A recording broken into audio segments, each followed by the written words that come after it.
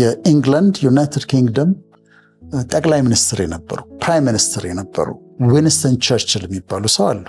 ታውቂያቸዋለሽ? እና ዊንስተን ቸርችል የሁለት ጊዜ መርተዋል ኢንግላንድን እና ብሪቴንን ሁለት ጊዜ በፕራይም ሚኒስትርነት መርተዋል።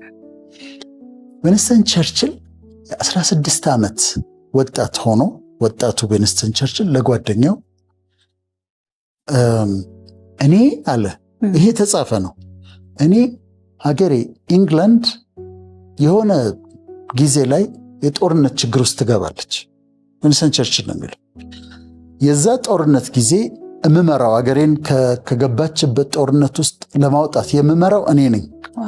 16 ዓመቱ ነው። እኔ ነኝ የምመራው። ከዛ በኋላ የሀገሪቷ መሪ ሆናለሁ ብሎ አለ። በጣም ነው የሚገርመው። ከዛ ትምህርት ብዙ አልነበረም። ዊንስተን ቸርችል ሚሊተሪ ውስጥ ገባ። ያው ሚሊተሪ ውስጥ እንደ ማንኛውም ወታደር ኢንዲያ ተዋግተዋል፣ ኪዩባ ተዋግተዋል። ጆርናሊስትም ጋዜጠኛም ነበር። በኋላ ሳውዝ አፍሪካ ይማረካል። ሲዋጋ ሄዶ ኢንግላንድን ወክሎ ዊንስተን ቸርችል ይማረካል። ከተማረከበት ከባድ እስር ቤት አምልጦ ይወጣል። በዚህ አምልጦ ስለወጣ ዊንስተን ቸርችል የሚባል የ24 ዓመት ወታደር ከነዛ ሰዎች አምልጦ ሌሎችንም አስመለጠ ተብሎ በኢንግላንድ ውስጥ ታዋቂ ሰው ሆነ።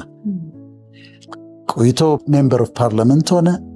ከዛ ሁለተኛው የዓለም ጦርነት ሲነሳ፣ ናዚ ጀርመኒ ስትነሳ እና ሂትለር ሲበጠብጥ፣ አሁን እሱ አድጎ በመጀመሪያው ዓለም ጦርነት ላይ ፌል አድርጎ ነበር፣ ሪዛይን ሁሉ አድርጎ። እዚህኛው ጋር ግን ሁለተኛው ዓለም ጦርነት ላይ ማን ይምራ ሲባል ዊንስተን ቸርችል ይምራ ተባለ። ዊንስተን ቸርችል መራ። ከነ ፍራንክሊን ሮዘቨልት አሜሪካን የሚመሩ ከነ ጆሴፍ ስታሊን ራሽያን የሚመሩ ሶስቱ ታላላቆች ተብሎ አሜሪካ፣ ራሽያ እና ኢንግላንድ ተባብረው ነበር። የዛ ጊዜ አገሪቷን መርቶ ያወጣው ሰው ዊንስተን ቸርችል ነው። ከዛ ዊንስተን ቸርችል ሁለት ጊዜ የአገሪቷ ፕራይም ሚኒስትር ሆኑ። ይሄን የተናገሩት መቼ ነው? ዊንስተን ቸርችል 16 ዓመት። አንተ ምንድን ነው የምታወራው? እንዴት ነው ኢንግላንድን ከጦርነት የምታወጣው? እንዴት አድርገህ ነው አንተ ጠቅላይ ሚኒስትር የምትሆነው ብትይ፣ እዛ ጋር the middle is a secret፣ መሃሉ ሚስጥር ነው። the middle is untold፣ አታውቂውም። ሌላ አንድ ወጣት ጋራጅ ውስጥ ይሰራል። ጋራጅ ውስጥ እየሰራ ብሎ ነው የሚያቀብለው፣ ግን እየተለማመደ ነው። ያቀብላል፣ ምን ይለማመዳል። እና ምሳ ላይ ቁጭ ሲሉ እኔ እኮ ጋራዥ ይኖረኛል ይላቸው። አንተ ዝም ብለህ አንተ ይሉታል እነሱ። አርፋት ሰላም አንተ ሰው ይሉታል። በኋላ አንድ ቀን ምን ሆነ፣ ሰፈሩ ቤት ተቀምጦ እያለ ሰፈሩ አንድ መኪና ይበላሻል። በጣም ቆንጆ መኪና ነው እና ሜካኒክ ሲፈለግ እሱ አለ እዛ ሰፈር።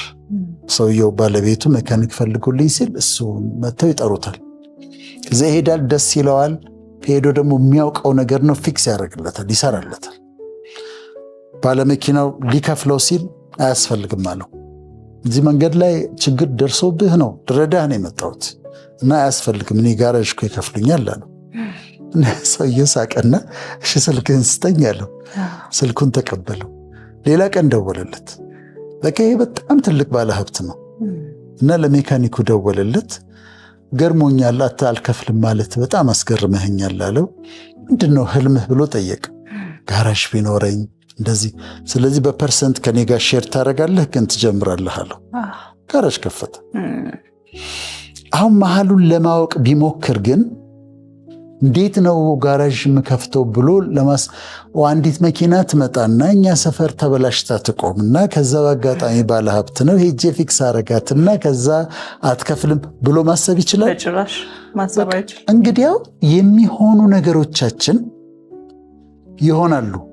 መሃሉ ግን ሚስጥር ነው። እንዴት እንደሚሆኑ አይታወቅም። እሱ የፈጣሪ ነው። ስለዚህ እኛ ትረስት አድርገን መሄድ ነው እንጂ ያለብን ለመረዳት ስንሞክር ነው ጭንቀት ውስጥ የምንገባው፣ ዲፕሬሽን ውስጥ የምንገባው።